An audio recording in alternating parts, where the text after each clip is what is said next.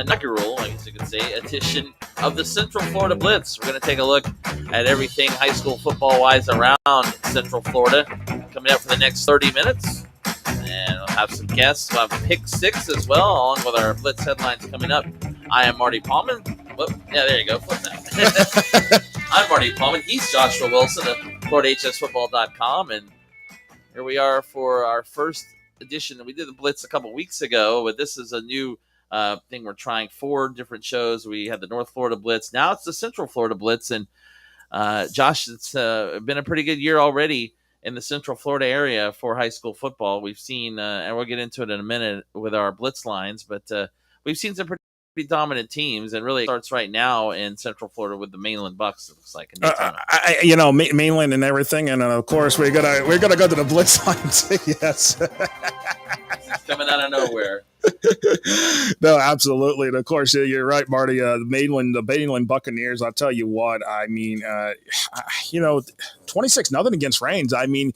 I am just saying, what Travis Rowland is doing, this is his 3rd year. It's his alma mater. He played in the 2003 state championship winning team there for Mainland. And, he definitely is, I would call him a player's coach because he definitely cares about his players. And players want to, the athletes there in Volusia County, they want to play for him. And it's definitely one of those teams that I think, it's just,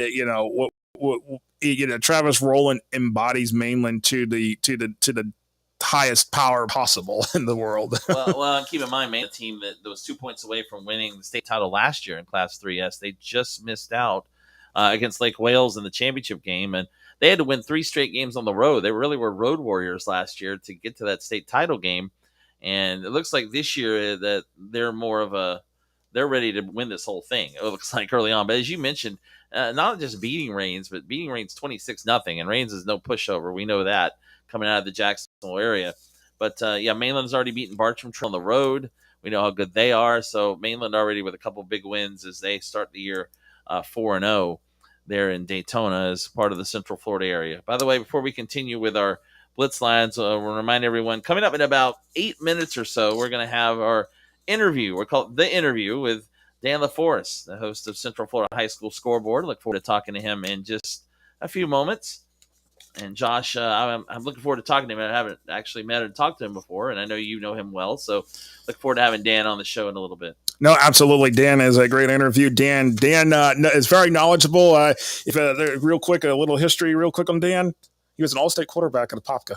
Oh, wow. So there you go. Okay. That's not bad. There you go. Good program. Not bad. The Blue Darters. Yes, absolutely. But looking at this, and especially we'll talk about Apopka because the question I have, I'm going to have for Dan is Apopka still up there, or are we starting to see some struggles? And we'll talk about that because they got a big game this week. Yeah, they play. I see you call it the District of Death. We'll talk about that in a few months. Apopka's district is loaded. Seminole, Lake Mary, and Lake Brantley. So, but looking at our headlines, going back to that as well, we mentioned Mainland, probably the number 1 team in the area at this point.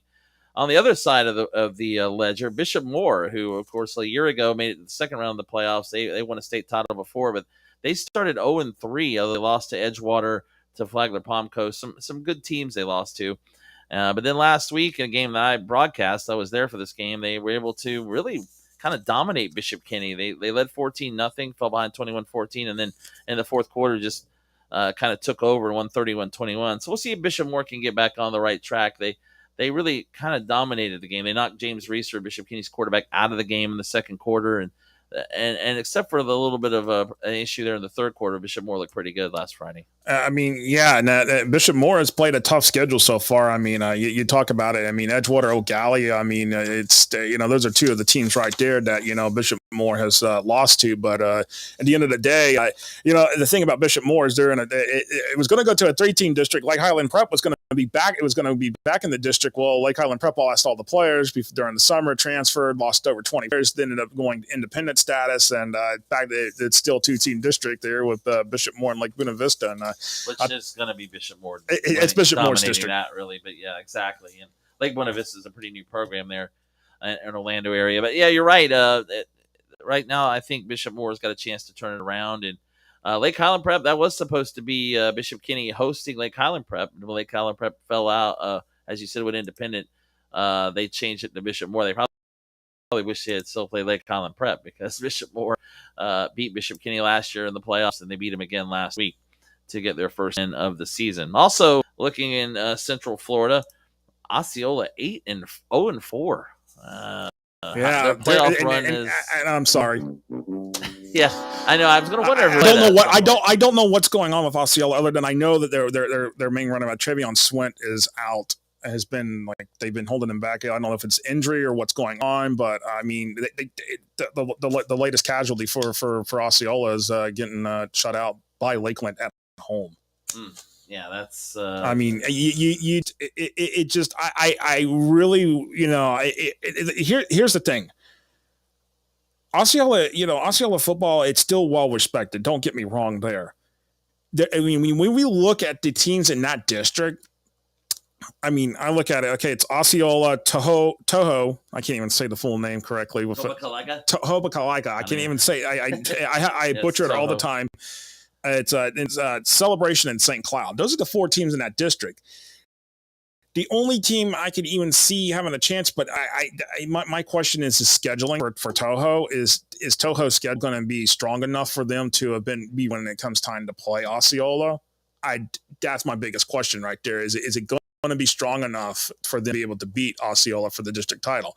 I still think Osceola wins the district title. Osceola will backdoor it in as a sub 500 team into the playoffs as a district champion, in my opinion. Well, that would be it would keep their playoff streak going, as you said, and of course, yeah, it's still early in the year. Despite being 0-4, Osceola has played a pretty tough schedule. The Cowboys of the K, I always like to call them, and they again, they have a lot of time to turn it around. I think you're right with that district. They have a really good chance still to win the district and make it back to the postseason here in 2023. Yeah, no, it's definitely that. But when we're looking at other teams in Central Florida, I mean, you talk about, and this includes Brevard County too, by the way. I mean, Edgewater 4-0. I mean, then you got Cocoa sitting there on the coast. They're 2-1, and really technically should be 3-0. Yeah, I mean, that controversy with St. Thomas Aquinas. I know that they did get a public apology from the Broward officials, the Football Officials Association. Which does no good. I mean, you can get that, but it doesn't really matter. They can't get the game back. They lost. They're going to go down. Especially the way the FHA bylaws are. Once it's final, it's final, and it's it's nice of the officials to apologize, but it really doesn't do anything. They don't really. I'm not sure that's even necessary. It doesn't undo the damage done. No, not at all. And you're right. Coco looked like, it sounds like I wasn't there, but from everything I hear, they kind of got what's stolen from them down there against Aquinas. Yeah, but in our South Florida Blitz tonight, we will talk about a big game that is involving Aquinas and another team that has seen Osceola. Osceola has seen this team, and so has Sanford Seminole. That is Treasure Coast down there in Port St. Lucie. Right. Treasure Coast, yeah, they're having a really good year. So we'll talk about them. That's coming up in the South Florida Blitz. So we also have the Gulf Coast Blitz coming up later this evening, as we're doing a little bit different than our first show was about 2 hours of just statewide. Now we're going to do it more like 30 minutes of 4 regions. We already have the North Florida Blitz. The Central Florida Blitz will be every Tuesday night around 8:15. So we look forward to doing this every Tuesday night. It's going to be a lot of fun, and look forward to have guests each week from the coaching aspect, and also from the media, which is something that we have had tonight as well. All right, we're going to take our water break. Yes, we have the water break as well, just like the pick six and everything else in football coming up. But first, coming up next, the interview with Dan LaForest after this 1 minute break, as you are watching the inaugural edition of the Central Florida Blitz.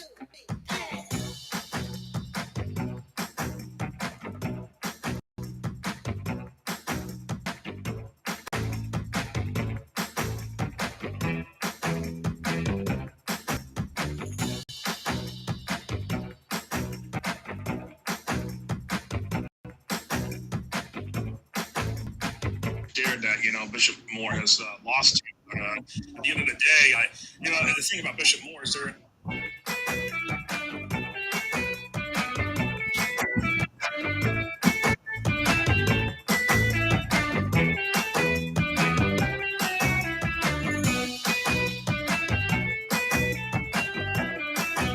those are two of the teams right there.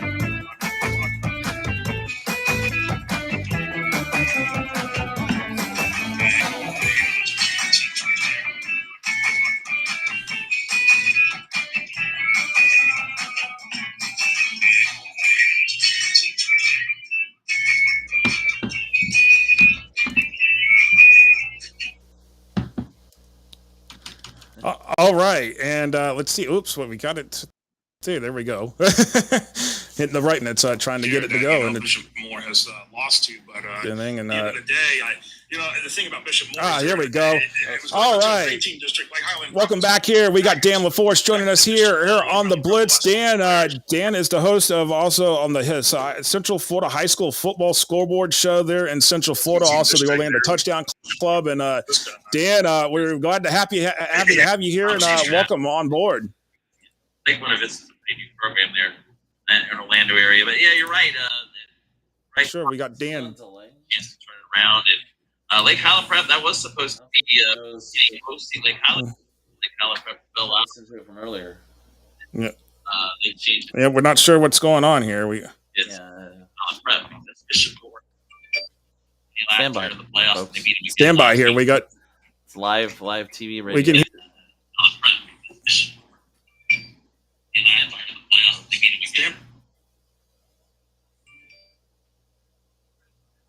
Yeah, we're not sure what's going on. We can hear Dan's background, but we can hear that we can. So we're trying to see what's going on here. Let's see what we can get Dan here. Dan is. He says no audio. He's got no audio, but yeah, the thing Dan's we're having technical difficulties on Dan's end with the audio. Let's see. We're trying to figure out what's going on here with that. And all right, I've got you guys. Sorry. Oh, good. Okay, there you are. There you are. Technical difficulties. No, absolutely. It's live. It's all right. Live TV, live video, everything. But I'll do the reintroduction again.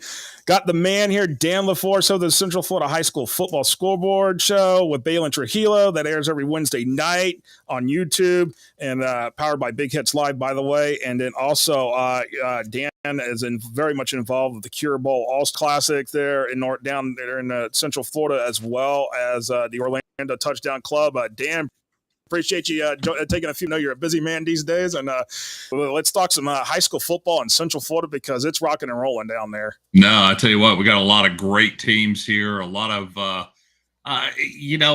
interesting storylines. It's been a really crazy first 3 to 4 weeks. 4 weeks, we're almost halfway through the season after this Friday night. So yeah, let's fire away. No, absolutely. And, we did the media days together. We did at a Camping World Stadium. We also did the one with the Tampa Bay Buccaneers and Tampa. But with Central Florida itself, we had those 2 days there at Camping World Stadium. I mean, there was a lot of talk. There was the talking season, as they call it.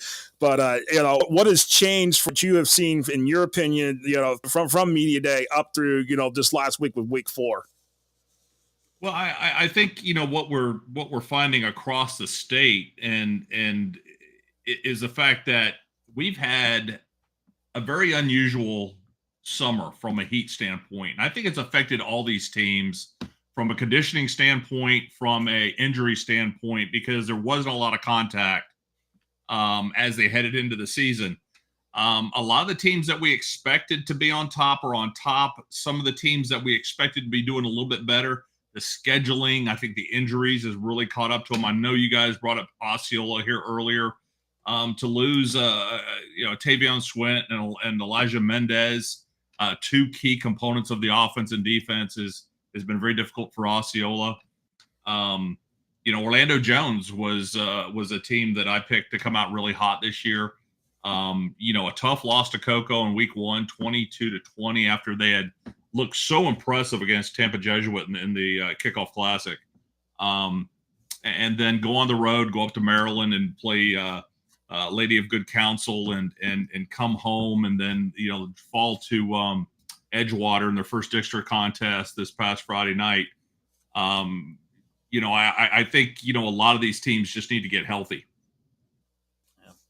Dan, talk to you. Josh has been singing your praises for a long time, so I'm glad to finally get a chance to talk to you here on the show. But yeah, and in fact, this question is going to be pretty straightforward.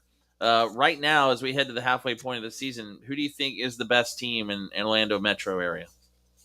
Right now we have Mainland ranked number 1 closely. I hate to say they're number 2. I would say 1.2 is Cocoa, and really there's different things that differentiate both programs. I think right now Mainland's probably got one of the best defenses in Central Florida, if not the state of Florida. Cocoa has been absolutely on fire offensively behind their sophomore sensation quarterback, Brady Hart. Both teams are really exciting to watch. I can't say, and again, I haven't been able to go see Cocoa yet. I'm going to be seeing them here in a few weeks against Seminole. But I watched Mainland against DeLand week 1, and that was a battle. It was a great trenches game. Mainland is strong on the offensive defensive lines. And obviously just from a defense in general to watch the talent they have is absolutely wonderful as a football fan. No, absolutely. Yeah, right. And DeLand, too, is a team that's always a rivalry with Mainland. They haven't lost since that Mainland game. They play pretty tough, so they've been playing a lot better as well. Yeah, I mean, DeLand's going to be DeLand.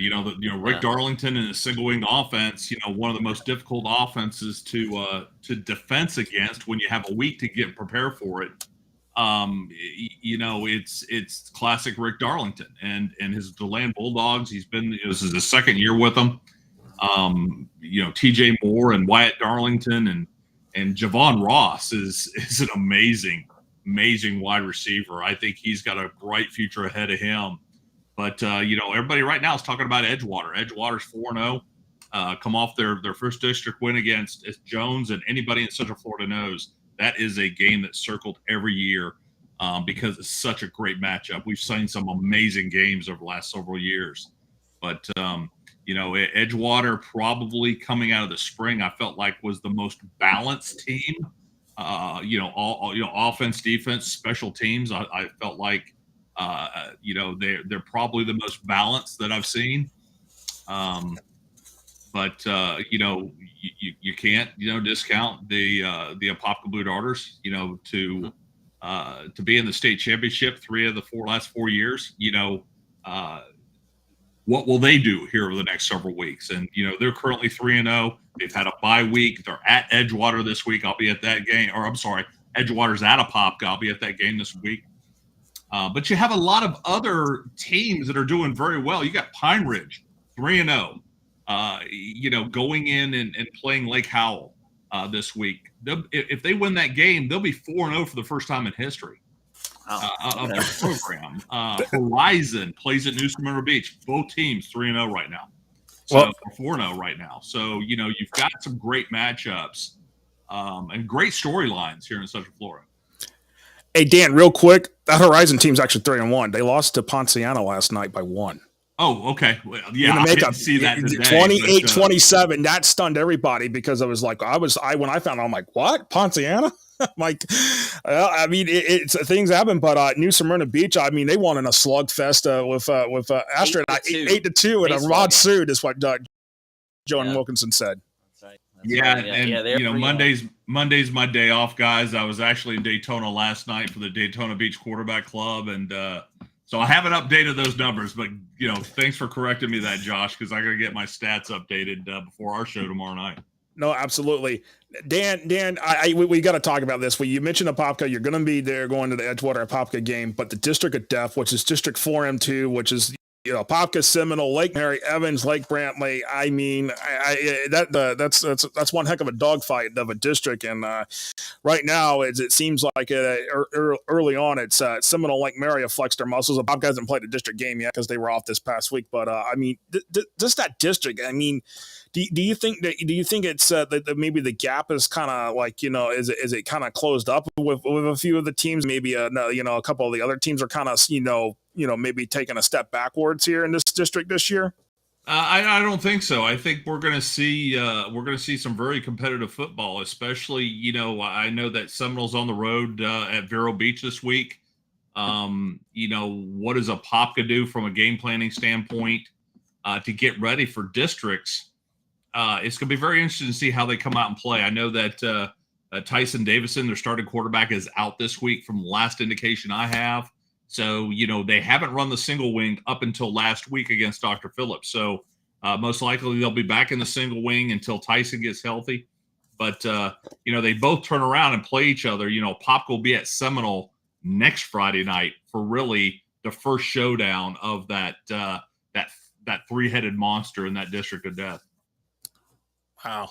Amazing. That is going to be a lot right there. But Dan, I know you got your thing. Tell everybody where where they can find you at on social media, and where they can find the Central Florida High School Football Scoreboard show with you and Balin every week. Yeah, you can follow me on any of the social media platforms at Dan LaForest FB. I've got Dan LaForest Football YouTube channel. That's where the show is. Central Florida High School Full Huddle is on the social, so you'll see everything. But another game I want to bring up, I think is a very interesting one, is Lake Mary, who's undefeated. Obviously, ranked number 4 in our poll, is at Spruce Creek, who is 4-0 right now. So, again, I think we're going to start seeing some of these programs get into some really good games, and we're going to start seeing it evening out here in the next few weeks. But right now, I think the biggest thing is waiting to see who gets healthy the quickest, and who's gonna toe that line going into week 7 and week 8. No, absolutely. All right, Dan, we appreciate it, and appreciate you being our first guest on the Central Florida Blitz. Some good stuff there, and we'll talk to you, I know, again pretty soon as we go down the line of this season. As you mentioned, already the halfway point, we got a lot more coming up this year. Absolutely, Marty. I appreciate you. Josh, take care. You take care, Dan. That was Dan LaForest from the Central Florida High School Football Scoreboard joining us here. And Marty, a lot going on here. And it's definitely, as you said, midway point of the season. God, it's hard to believe. Again, we talked about this before. It's like, it seems like the off season is so long, but then the season starts and it goes in a flash. It's like, before you know it, although we still have a long way to go. We'll have another month of playoffs or so, but yeah, already this week's week 5. So yeah, we are nearing the halfway point already of this season. Speaking of that, let's take you now to our look at rankings around the Central Florida region. No, absolutely. We're going to take a quick glance at the Florida top 25, because there are several teams there that have had a thing. And of course, the new rankings are up on FloridaHSFootball.com by yours truly here.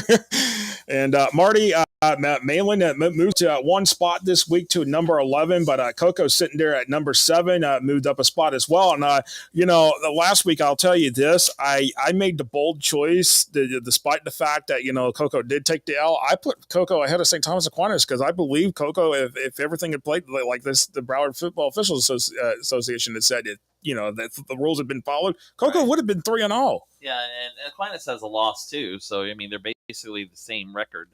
Because Aquinas lost to was it Shaman? No, who beat Aquinas? St. John Bosco. St. John Bosco. Who, by the way, St. John Bosco just got beat. We'll talk about St. John Bosco did get beat. We'll talk about how that impacts St. Thomas in the South. Yeah, we'll talk about that at South Florida. Sorry, but you're fine. No, you're good. Looking at your numbers, though, Edgewater is now number 12. You heard Dan talk about the Edgewater Eagles. They are off to a really good start at 4-0.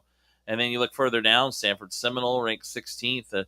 And again, that district of Apopka, Seminole, Lake Mary, you have Apopka 22nd in the overall 25. And it's hard to believe, too. You heard Dan talk about it, but it's almost as if, Rick Darlington left and they haven't skipped a beat. I mean, 3 out of 4 years in the state championship game.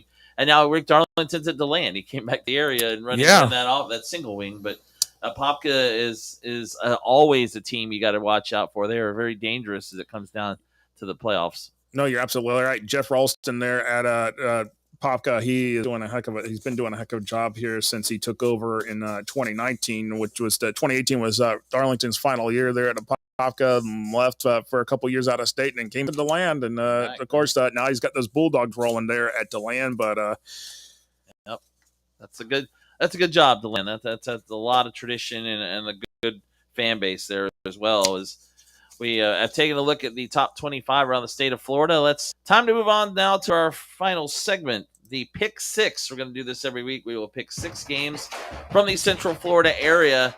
And as you can see on our screen, we're going to pick them right now. Our first game, Flagler Palm Coast. Bulldogs having a good year already, but they head to Orange City to take on an undefeated University team who's off to a 4-0 start. No, absolutely.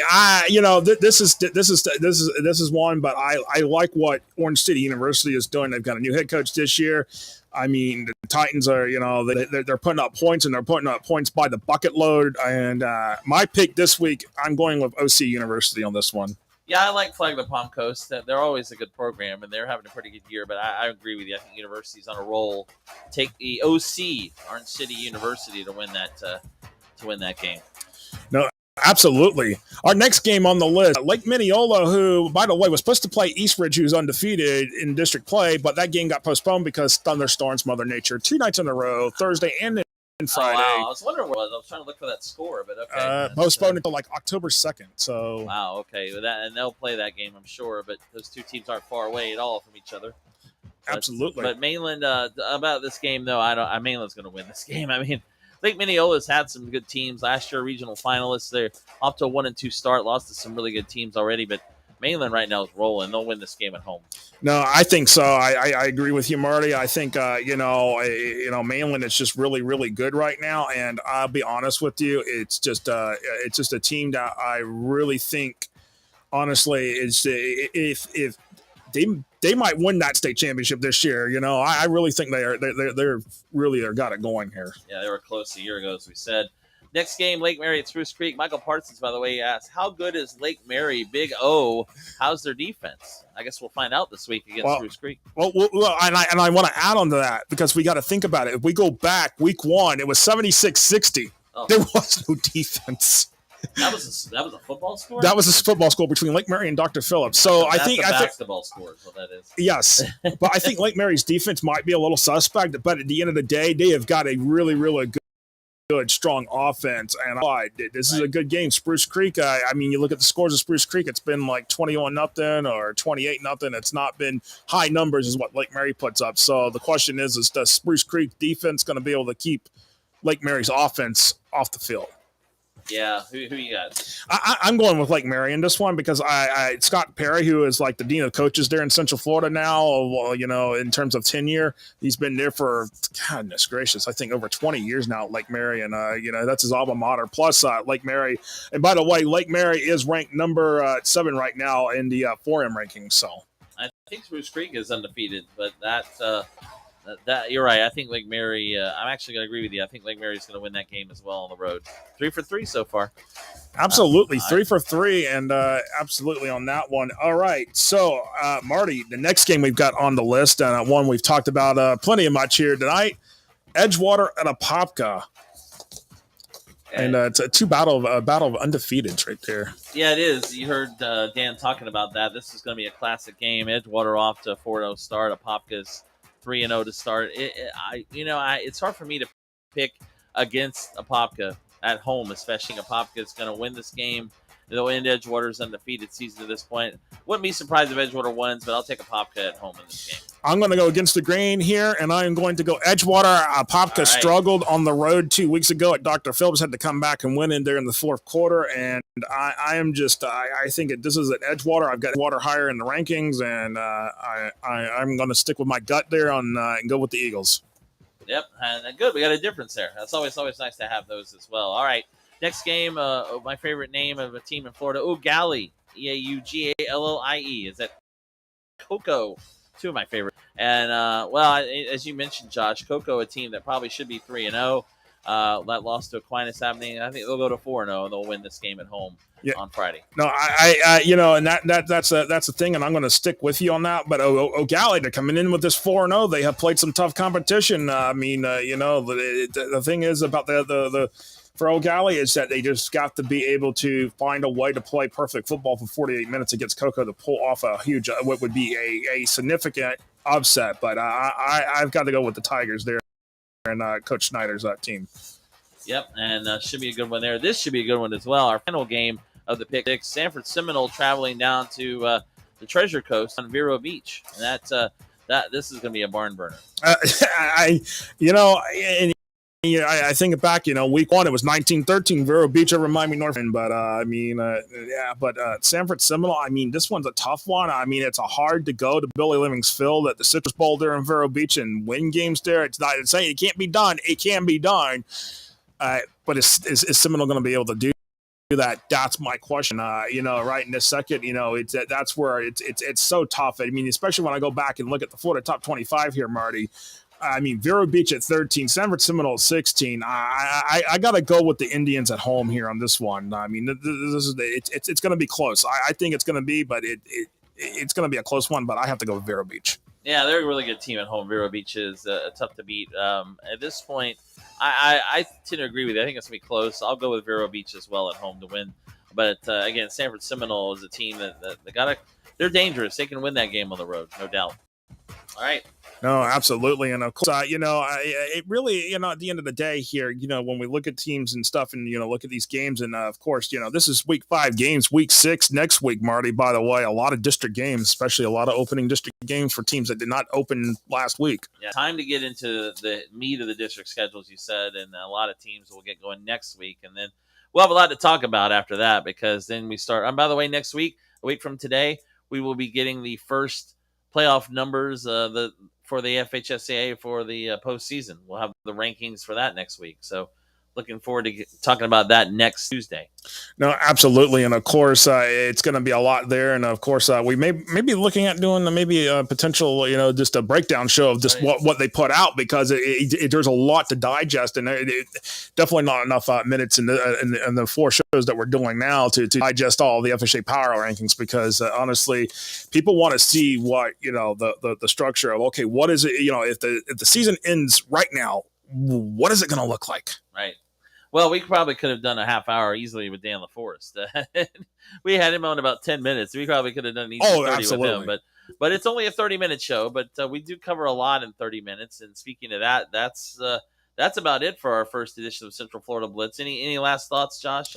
It's going to be an interesting week, especially with some of these teams that we just put on the pick 6. I mean, I tell you what, it's definitely going to be one of those. It's one of those situations where it's just definitely. I would keep your eye on Central Florida.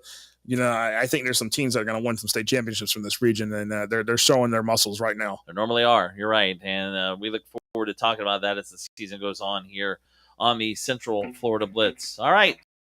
Stay tuned in about 15 minutes if you're watching Gulf Coast Blitz coming up.